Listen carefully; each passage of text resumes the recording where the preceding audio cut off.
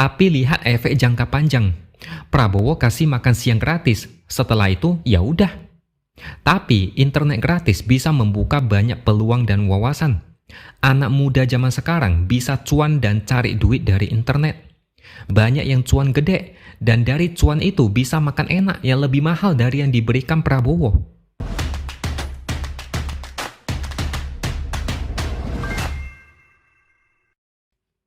Halo, bertemu lagi dengan saya, X Hardy, di Opini SeaWorld. Prabowo memang terkenal keras kepala. Dia sendiri pernah mengakui, tim sesnya pernah mengingatkan dia supaya kalau ngomong yang sopan, jangan keras-keras. Sejak ikut debat resmi dari KPU, Prabowo memang kelihatan watak aslinya yang sempat ditutupi dengan topeng gemoy dan raja joget. Endasmu etik, ngomong goblok, tidak bisa move on karena terus teringat dengan serangan-serangan yang dia dapatkan saat debat. Sekarang ada lagi ketika Prabowo datang di acara konsolidasi relawan di Pontianak, Kalimantan Barat. Dia membandingkan program makan siang gratis dengan program internet gratis dari Ganjar. Prabowo mungkin masih sakit hati dan tidak rela program makan siang gratis dikritik habis-habisan. Program makan siang ini boros anggaran 400 triliun setahun, setara dengan anggaran 21 program unggulan dari Ganjar Mahfud yang lebih realistis.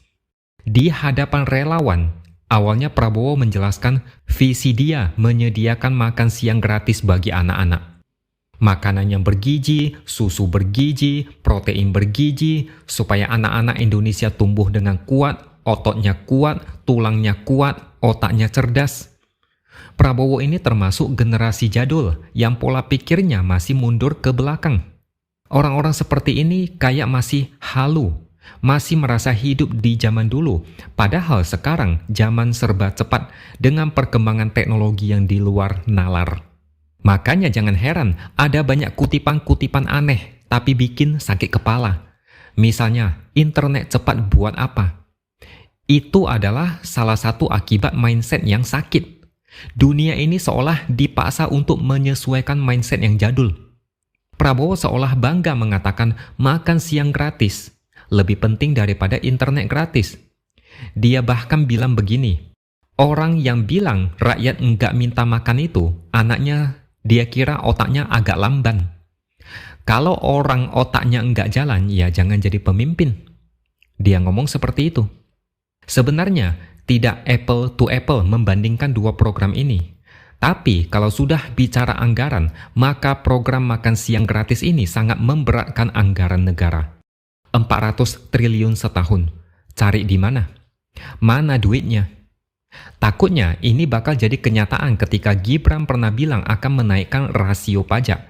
Yang ujung-ujungnya, paling nanti kalau gagal, bakal balik ke formula yang lama, yaitu menaikkan pajaknya.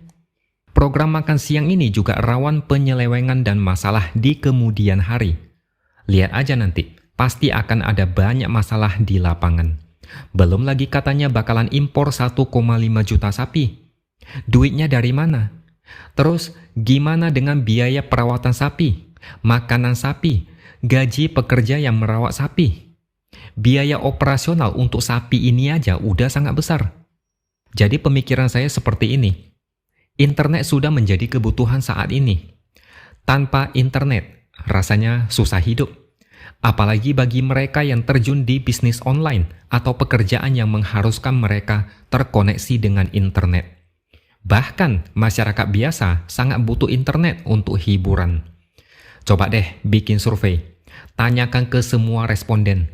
Sanggup enggak hidup 1 hari tanpa internet? Saya yakin mayoritas pasti tidak sanggup.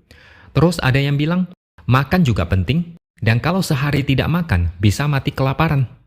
Itu memang benar, tapi lihat efek jangka panjang.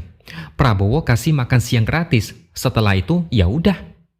Tapi internet gratis bisa membuka banyak peluang dan wawasan. Anak muda zaman sekarang bisa cuan dan cari duit dari internet. Banyak yang cuan gede, dan dari cuan itu bisa makan enak yang lebih mahal dari yang diberikan Prabowo. Saya punya pengalaman sendiri terkait internet ini. Melalui internet saya juga bisa belajar banyak hal. Saya bisa belajar otodidak soal fotografi, investasi, belajar cara menulis cepat, cara menggali informasi dan pengetahuan, banyak lagi. Ada banyak hal yang bisa saya pelajari dari sana. Dan semua ini jauh lebih berharga dari efek makan siang gratis. Ada banyak peluang terbuka melalui internet. Bisnis online membuat banyak orang tidak perlu jalan ke sana kemari. Cukup kerja dari rumah dengan pakaian bebas sambil tiduran dan dengerin musik. Mereka yang menjadi digital nomad bisa bekerja di berbagai belahan dunia manapun sambil liburan, asalkan ada koneksi internet. Saya juga melalui SeaWorld bisa menulis artikel dan bikin video seperti ini dan mendapatkan sedikit uang jajan hasil jerih payah. Tanpa internet, peluang seperti ini tidak akan ada.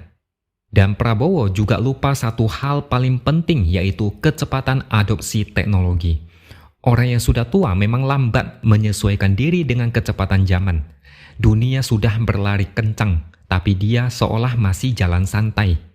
Contohnya, ada data di Amerika mengenai seberapa cepat adopsi teknologi menjangkau 25% penduduk Amerika. Listrik butuh 45 tahun, telepon butuh 35 tahun, radio butuh 31 tahun, TV butuh 26 tahun, komputer butuh 15 tahun, ponsel butuh 12 tahun, website butuh 8 tahun, dan smartphone yang kalian pegang ini sekarang hanya butuh 4 tahun saja. Hampir setiap orang punya smartphone saat ini. Smartphone juga identik dengan penggunaan internet. Bahkan sekarang kecerdasan buatan atau AI jauh lebih cepat menjangkau kita. Dengan AI, kita bisa membuat gambar hanya dengan teks, bisa bikin video hanya dengan teks, bisa edit foto dan video dengan mudah. Coba lihat Samsung Galaxy yang terbaru, yang baru launching. Galaxy AI. Ada gambar yang bikin penasaran, cukup lingkari objek dan akan ditampilkan penjelasan lewat Google. Ada juga fitur penerjemah live, di mana kita bisa telepon dengan bahasa yang kita kuasai, lalu akan diterjemahkan audionya otomatis ke bahasa lain. Ada juga fitur untuk membuat rangkuman, ringkasan, dan template untuk menyederhanakan catatan. Kalau kita bicara soal AI, kecepatan adopsinya lebih cepat. Ini dimulai dari booming ChatGPT yang launching pertama kali tanggal 20 November 2022. Hanya dalam waktu 1 tahun 2 bulan, banyak orang sudah memanfaatkan AI dan banyak aplikasi yang dibuat dengan menggunakan AI. Kecepatan adopsinya jauh lebih mengerikan. Coba tanya Prabowo, paham nggak dia tentang fenomena ini? Palingan ujung-ujungnya bahas kan gratis, lalu joget-joget. Itulah kalau orang yang sudah tua nekat mau jadi presiden. Lebih baik sejahterakan rakyat sehingga mereka bisa makan lebih bergizi. Contohnya, program Satu Keluarga Satu Sarjana untuk memutuskan rantai kemiskinan, sehingga dengan taraf hidup yang meningkat, makan juga lebih bergizi.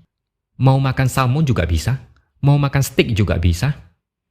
Kalau mau bicara realistis, silakan pakai akal sehat, mana yang lebih realistis. Prabowo lagi-lagi blunder, dan kalau begini terus, fix bakalan makin anjlok. Apapun masalahnya, solusinya adalah makan. Tim sesnya pasti udah pusing dan stres, nggak tahu lagi mau gimana. Oke, sampai di sini dulu opini dari saya. Subscribe channel ini supaya makin berkembang dan jangan lupa tuliskan komentar Anda. Terima kasih sudah menonton dan sampai jumpa lagi di lain kesempatan.